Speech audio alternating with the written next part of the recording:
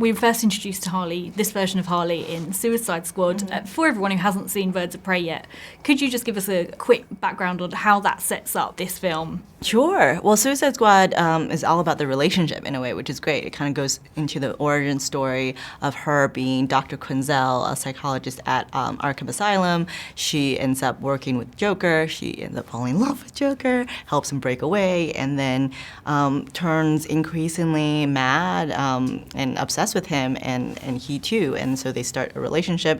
He compels her to fall into a vat of chemicals, and that's and then they have that relationship, and we kind of pick up right from there. And obviously we don't see Joker in this film. Which version of Joker did you have in mind that exists in this universe? Because there's obviously a few of them. Well, for me, it mattered less, actually. It didn't really matter which version of it. I think we pulled as much from Suicide Squad as we did from versions of the Joker in the comic books as well, and we kind of kept it vague because it's really not about him.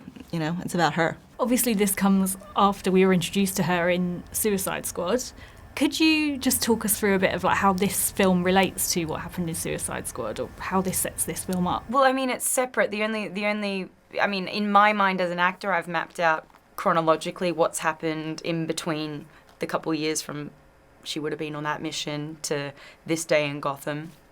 And also the next couple of years that will pass, and then you'll see her in the next Suicide Squad film. So I in my head, had to figure that out just in order to play her, but it's not something that audience members need to be aware of in order to understand. You don't need to have seen Suicide Squad to watch Birds of Prey.